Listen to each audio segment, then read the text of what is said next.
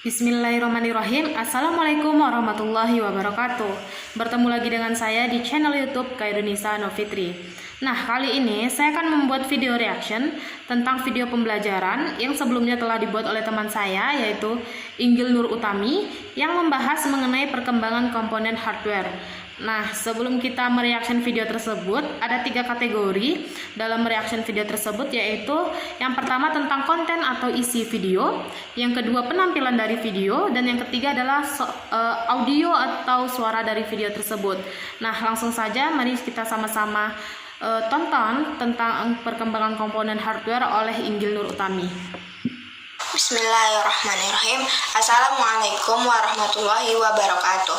Perkenalkan, nama saya Inggil Nur Utami dari kelas PMT 6A. Di sini saya akan menjelaskan tugas mata kuliah komputer dan pemrograman yang berkenaan dengan materi perkembangan komponen hardware. Yang pertama yaitu pengertian hardware. Hardware atau perangkat keras adalah bagian komputer yang bisa kita lihat wujud fisiknya.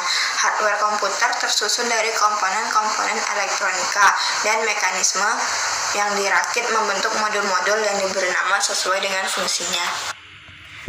Nah, di awal video, Inggil itu membuka video dengan mengucapkan salam, memperkenalkan dirinya dan juga berasal dari kelas mana.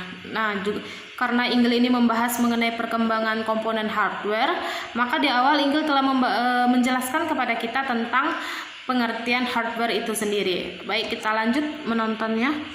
Adapun komponen-komponen hardware, yaitu yang pertama motherboard, kemudian monitor, keyboard, mouse, printer, CPU atau prosesor, CD atau DVD, hard disk, sound card, dan RAM. Komponen yang pertama yaitu motherboard, merupakan bagian komputer yang paling utama karena berisi sistem BIOS atau Basic Input Output System.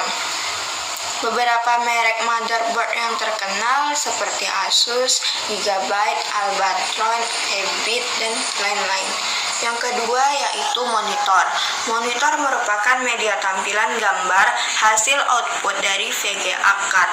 Dahulu monitor komputer dimulai dengan monitor tabung hitam putih, monitor warna CGA, VGA, dan SVGA.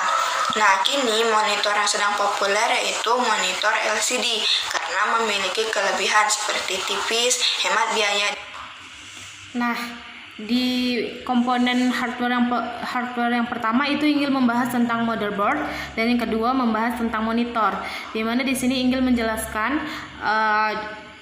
juga ada contohnya dan juga ada kelebihan di monitor. Ayo kita lanjut menonton video berikutnya. Lanjut. Dan tingkat radiasinya pun rendah. Yang ketiga yaitu komponen keyboard. Keyboard merupakan sebuah papan ketik yang berisi semua model huruf, angka, karakter, dan tanda baca yang menjadi sarana bagi pengguna komputer dalam memasukkan data ke komputer. Nah, tombol keyboard yang paling terkenal ialah tombol enter karena tombol ini merupakan tombol yang berfungsi untuk memasukkan data setelah diketik. Kemudian yang keempat yaitu komponen mouse. Mouse merupakan sebuah alat pointer untuk mengakses melalui layar monitor. Penggunaan mouse ini juga dikenal dengan istilah drag, yang artinya menggeser atau menarik. Ujung kabel pada mouse itu dimasukkan dalam port yang terdapat di CPU komputer.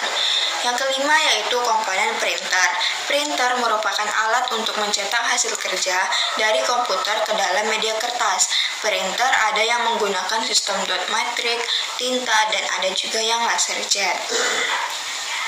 Dahulu printer hanya digunakan untuk mencetak dokumen, kini printer sudah bisa untuk mencetak foto.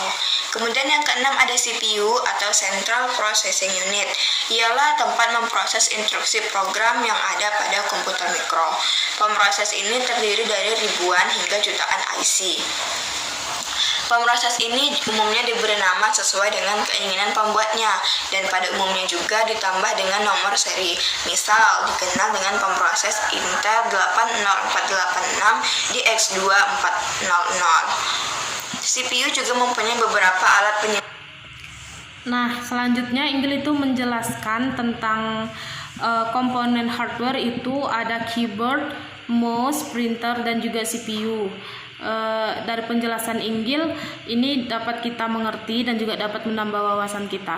Oke, kita lanjut. Penyimpanan yang berukuran kecil yang disebut dengan register. Nah, yang ketujuh yaitu komponen hardware berupa CD atau DVD. Nah, optical drive adalah alat pembaca untuk media penyimpanan data berupa disk, DVD, or CD. DVD atau CD berupa kepingan cakram optik yang berisi data. Ada dua jenis DVD atau CD. Yang pertama, DVD atau CD-ROM, read only memory, yaitu hanya bisa membaca isi dari disk DVD dan CD. Yang kedua, DVD atau CD-RAM, Random Access Memory, yaitu bisa membaca dan menulis. DVD atau CD-RAM lebih dikenal dengan istilah DVD-RW atau CD-RW. RW yaitu read write.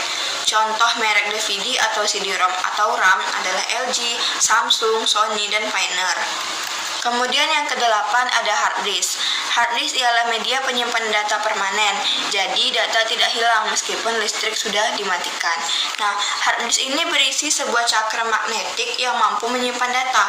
Ukuran hard disk biasanya itu dinyatakan dalam bentuk byte, contohnya 160 GB atau sama dengan 160 miliar byte. Hard disk ini pertama kali ditemukan oleh Reynold Johnson di tahun 1956. Hard disk pertama berukuran 4,4 MB. Nah, sekarang hard disk dikenal dengan dua macam, yaitu ATA dan SATA atau dengan serial ATA. Hard disk ATA mempunyai koneksi 40 pin dan hard disk SATA hanya mempunyai koneksi 6 pin. Hard disk SATA lebih cepat dari hard disk ATA. Namun jika motherboard yang tidak mendukung koneksi SATA, maka tidak bisa menggunakan hard disk SATA.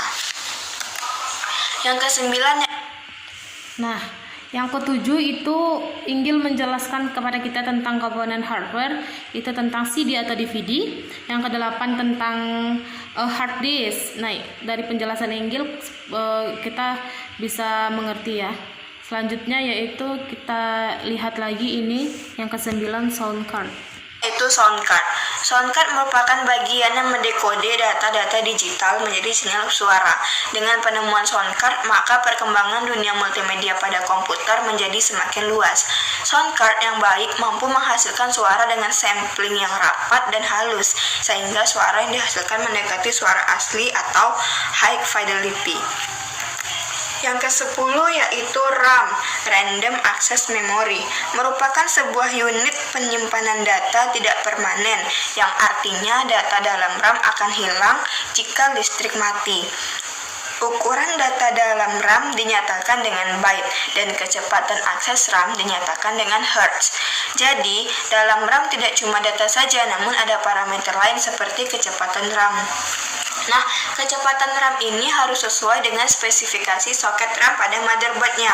Contoh, RAM 512 MB PC 667 mempunyai ukuran dasta 512 MB dengan kecepatan akses 667 Hz. Maka contoh dari beberapa merek RAM adalah seperti Vigen, Kingston, VisiPro, Remus, dan lain-lain. Nah, generasi RAM ini mengalami perkembangan dari waktu ke waktu.